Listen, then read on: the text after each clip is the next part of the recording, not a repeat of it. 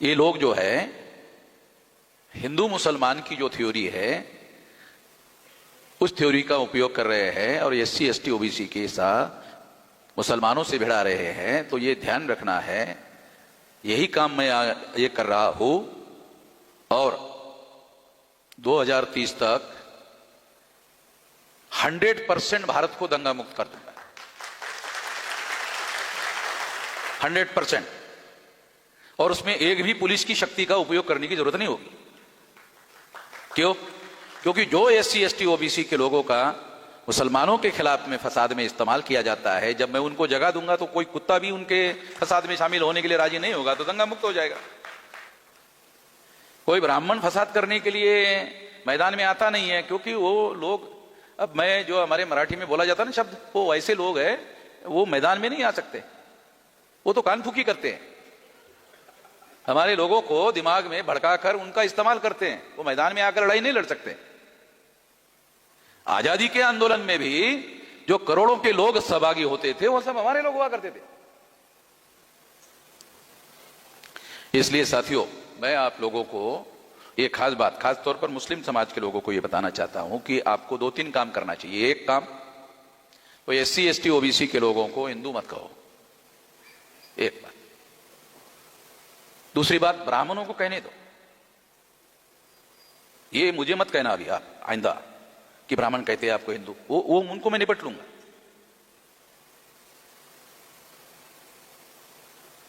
तो इसलिए ये एक काम करो कि एससी एसटी ओबीसी को हिंदू मत कहना। तो कुछ लोग पूछते हैं क्या कहे, तो जो संविधान उनको कहता है वो कहो। उनको एससी एसटी ओबीसी संविधान ने नाम दिया, तो तुम भी एससी एसटी ओबीसी कहो, क्या दिक्कत है? जब संविधान उनको एससी एसटी ओबीसी कह रहा है तो आपको उनको एससी एसटी ओबीसी कहने के लिए क्या दिक्कत है? ये दूसरी बात आपको करना चाहिए। तीसरी बात क्या करना चाहिए कि हमें खास तौर पर मुस्लिम समाज के जो लोग हैं और जो पढ़े लिखे लोग हैं उनको चाहिए कि जो हजारों सालों के मजलूम लोग हैं, एससी एसटी ओबीसी के लोग हैं, ब्राह्मण धर्म के अनुसार उनको मजलूम बनाया गया है, तो उनको मजलूम बनाया गया है। और मुसलमान 15 अगस्त 47 से मजलूम है। मुसलमान बहुत लंबे देर से मजलूम नहीं है। 15 अगस्त तक तो मुसलमान हुक्मरान था। पता नहीं आप लोगों को जानकारी है कि नहीं? 15 अगस्त तक तो मुसलमान भारत में कई ऐसे प्रोविंस थे जहां मुसलमानों के राजा महाराजा भी थे, मुख्यमंत्री भी थे, चुनाव में जीत कर आए, उन्होंने गवर्नमेंट बनाई थी। तो इसलिए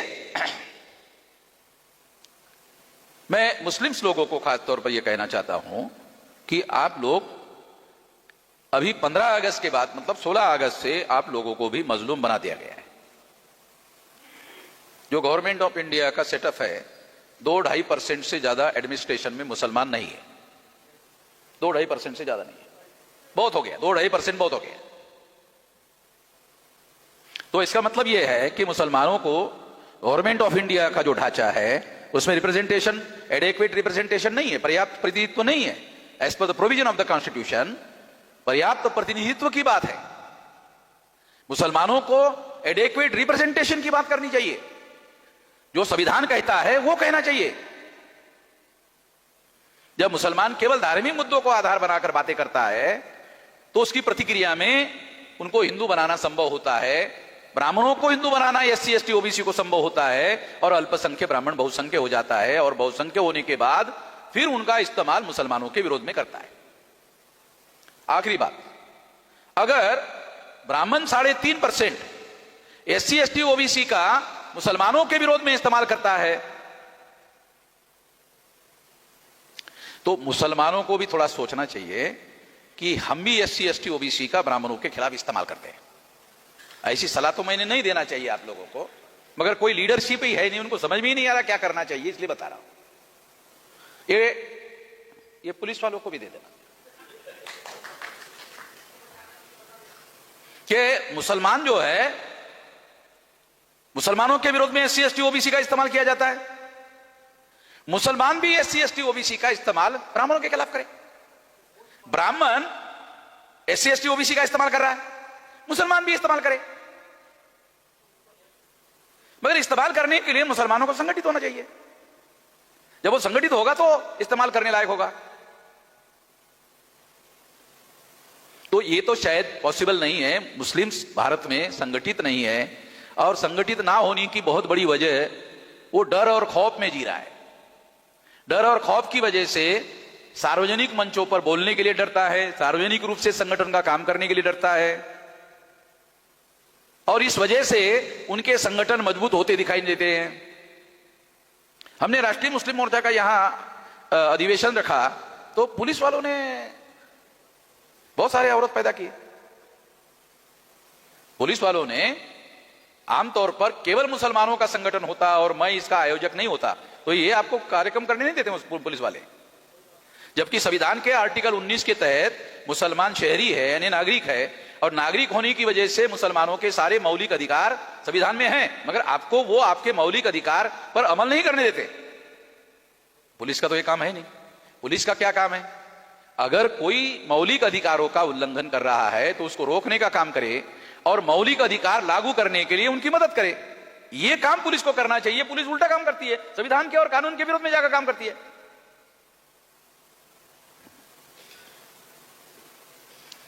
तो ये एक बात है और सारे देश भर में हो रहा है। तो इसलिए हम लोगों ने ये प्लान बनाया कि मुस्लिम्स लोगों का जो सारे देश भर में संगठन है वो हम लोग बामसेफ के द्वारा बनाएंगे तो कोई रुकावट नहीं होगी, और उसके लिए पुलिस से लड़ना भिड़ना और कानून से लड़ना भिड़ना और कोर्ट और कचहरी के लिए घूमना और हाई कोर्ट सुप्रीम कोर्ट में जाना ये मेरा काम है, ये मुसलमानों का काम नहीं है, मैं देख लूंगा। इससे क्या होगा? हिंदू मुसलमान की लड़ाई खत्म हो जाएगी। ये जो मैं कह रहा हूं इससे क्या होगा? इससे हिंदू मुसलमान की लड़ाई खत्म हो जाएगी और हिंदू की लड़ाई शुरू हो जाएगी। यही मैं चाहता। इतना खुलकर तो कोई नहीं बोल सकता। हाँ, ये तो पुलिस वाले है ही नहीं यार। मैं चाहता हूं कि ये हिंदू मुसलमान की थ्योरी से एससी एसटी ओबीसी का इस्तेमाल कर रहे ब्राह्मण लोग, तो इसको खत्म करना पड़ेगा ना। इसके लिए तो मैंने संगठन बनाया, देशव्यापी संगठन बनाया। छोटा मोटा थोड़ी संगठन है ये, तो अभी शुरुआत वाला संगठन है, छोटा संगठन है ये। तो उससे इसके तो 1000 गुना बड़ी ताकत तो बाहर है हमारी संगठन की। हमारा तो लक्ष्य 2030 तक हम लोग इस देश को ही आजाद करने के लायक हो जाएंगे। और जिन पुलिस लोगों से आरएसएस भाजपा के ब्राह्मण संविधान के विरोध में काम करवा रहे हैं वो पुलिस को भी आजाद कर देंगे। वो संविधान के विरोध से काम ले रहे उनसे, कानून के विरोध में काम ले रहे, तो हम उनको बोलेंगे भाई कानून से काम करो, आपको हमारा प्रोटेक्शन रहेगा, कानून के दायरे में रहकर काम करो, बस उतना ही करो। बाबा साहब अंबेडकर ने जब इक्वलिटी बिफोर लॉ का कानून लागू कर दिया तो जो भारत में नहीं था वो लागू कर दिया, तो वही हम चाहते हैं लागू हो, पुलिस वाले लागू करें। तो मैं आप लोगों को इसके लिए क्या करना पड़ेगा? इसके लिए हिंदू मुसलमान की थ्योरी खत्म करनी पड़ेगी, और जिसे ब्राह्मण हिंदू कहता है वो लोगों को आपस में लड़ना पड़ेगा। ज्योतिराव फुले ने यही लड़ाई शुरू की थी। ज्योतिराव फुले की लड़ाई हिंदू मुसलमान के थ्योरी पर खड़ी नहीं थी, शूद्र ब्राह्मण की लड़ाई थी। तो वो लड़ाई हम चला रहे।